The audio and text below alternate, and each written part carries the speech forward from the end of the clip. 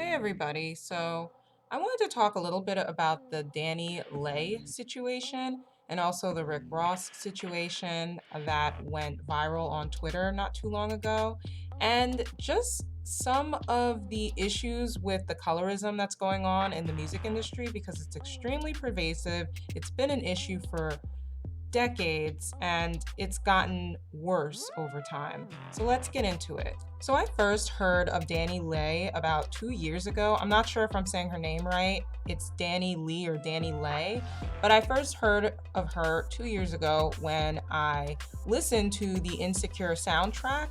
I believe it was for season 3. And this was the song called Lurkin, and it was a great song. I used to listen to it a lot, but what I did realize was when I went to the single cover, I didn't see a face for the person singing it, which that happens. We always see single art and it's very significant to when a single is released. I don't know how big this single was, but when I was reviewing the track list on Spotify, there was an animated photo for DaniLeigh. And from my observation, it looked like a person who was black. So I assumed DaniLeigh was a black woman just by the sound of her voice and just by just being ignorant. I didn't really look into her discography at that point. But when I heard the song, I just assumed it was a black girl or a black biracial girl, whatever. And then maybe about a year or so later, I heard another single from her, which sampled the song One Step Ahead by Aretha Franklin, similar to the beat that Mos Def used for Miss Fat Booty. So again, this is an artist that's doing hip hop, R&B music. Again, for this single cover, which was the cover for her album, I believe it was Summer with Friends, there was no picture of a single picture, I should say, of DaniLeigh. So I still didn't really know what she looked like. So I was curious to see what DaniLeigh looked like. So I Googled her picture and I noticed that DaniLeigh was a racially ambiguous looking woman.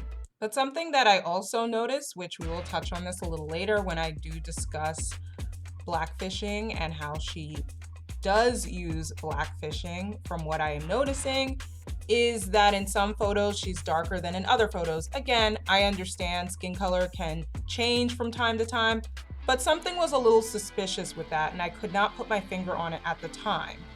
And then basically the drama happened with this video where she posted a video on, I believe, TikTok, where she's stating that she's yellow bone and he likes her because she's yellow bone.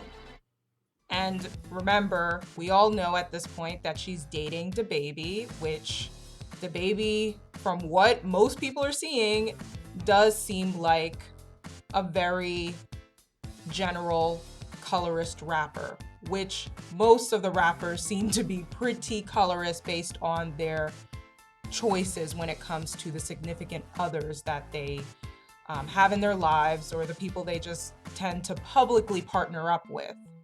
So clearly she was getting backlash on the internet because she is not considered a yellow bone, which the term is so weird, but if you don't really know what a yellow bone is, please look it up. It's really meant to describe a light-skinned black woman. But the issue with her stating this is that she is not a black woman. She does not identify as a black woman.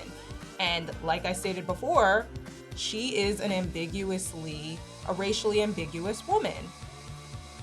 I don't want to get into the politics of biracialness. From my point of view, somebody who is biracial, black biracial, meaning they have one black parent, I believe that they are also black and they are also biracial. I know there's a lot of controversy. I'm not going to be discussing all of that controversy right now. However, DaniLeigh, she did put her ancestry out into the public and it proves that she's about 23% African, but majority wise she is European.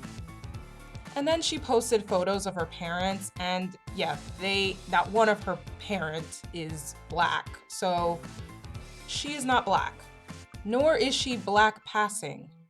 And this brings me to the infamous usage of blackfishing, which a lot of celebrities are doing today, a lot of Instagram models are doing today, and DaniLeigh utilizes this method to make herself more digestible for hip-hop and R&B listeners. I do think she made the yellow bone video as a response to DaBaby's dark-skinned baby mama, and I think that's just so terrible, but it happens all the time, unfortunately. It's a toxic dynamic between the rapper that is, or the dark-skinned partner, male partner that's dating the light-skinned, or not even light-skinned, but the racially ambiguous woman.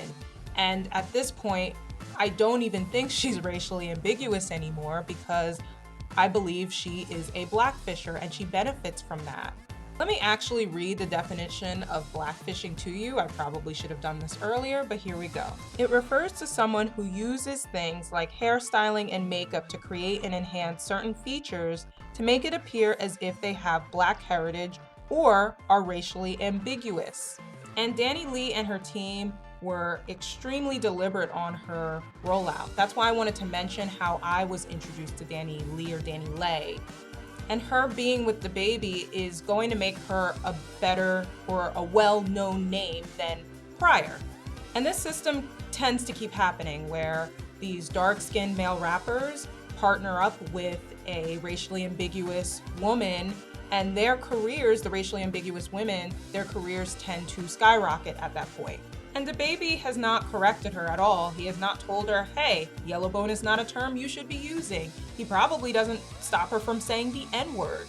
So this whole thing is very frustrating. I am definitely going to be fact-checking the artists that I listen to or stream, just to make sure they're not doing anything like blackfishing or doing anything problematic, because who wants that in their life? And then comes the Rick Ross video. This was a very strange week for colorism. I don't know what was going on between DaniLeigh and DaBaby and then Anderson .Paak and then this Rick Ross video. It's like, my goodness, can we just have a break? Fine cigar over here to the side. Just Brittany, you got me for the whole night. Baby, we gon' get it right. Oh yeah, I don't like no weed dish. Just fuck me and just leave quick. Oh no, if we up with a boss, no worries at all. I can give you everything you need. Your future bright, shorty, your future bright. The music was bright. Smartest move of her life. I knew the song Boss Vibes that I did was going to get Ross's attention, because I went to his past and I redid something and I put my own little twist to it and he liked it. My whole goal of this whole competition is to be the first lady of MMG. That's what I want. I can look this good and I can get a lot of attention, but I use my valedictorian mind skills and I make sure I take care of my business. Me and another person had the same beat. I'm really curious who has the other beat she has the same beat. Oh, Kaya. Kaya. So y'all be able to hear the difference in R&B and hip hop. Shots fired. Shots fired. Kaya and I, we had the same beat. I wasn't trying to be mean or catty or anything. I just had to put it out there because I had to save myself. Kaya, you better deliver, Kaya. I believe in you, Kaya. Boy, you can have my heart and all my love. I give you back 'cause I ain't too quick to judge. And I don't need nobody telling me that this ain't love, it's that I can't see. So maybe we should run away. Run away. Find another place. Yo. They don't believe. That wasn't the best platform for your voice. Nope. You have a unique voice. And Britt did sound better than yours. They like mine's best, so it is what it is. So yeah, that clip was obviously spewing colorism from all different directions.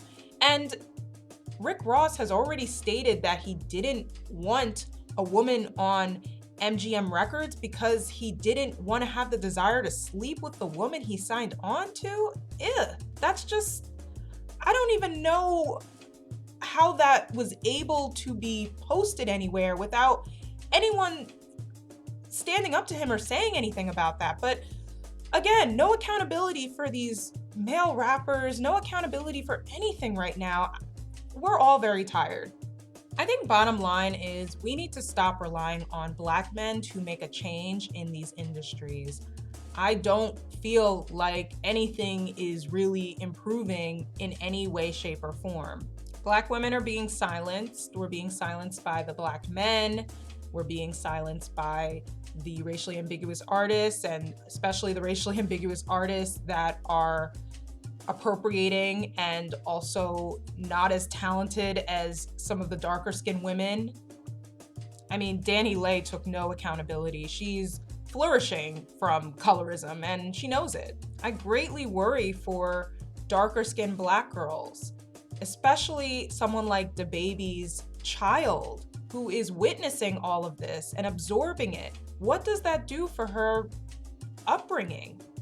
I definitely hope that we have more Black women that are in charge of these record labels in the near future. I know it is very hard because of misogynoir and just sexism as a whole when it comes to Black women being in the lead of these record labels, but I do think that's going to really help if that does tend to take place or it starts to be a thing. Issa Rae is actually working on launching a record label named Radio. She's going to be launching this in partnership with Atlantic Records, and that is going to make a huge difference. I'm already seeing many dark-skinned Black women signed to this label, or at least prospect artists that are signed to the label. We need to stop looking towards these Black male rappers to take accountability because they won't. And yes, we definitely need to remind them. We can't just let them get off the hook every time they state something that's extremely colorist or they do these ridiculous things like Rick Ross's video clip that you just saw. But I'm going to just not rely on them for any change at this moment because it's pretty evident that it doesn't affect them and it only benefits them. It's benefiting the women that they're pushing due to their quote unquote exotic features. So yeah, I think that's pretty much it. Anyway, like, subscribe, share this video if you can, and I'll talk to y'all later. Bye.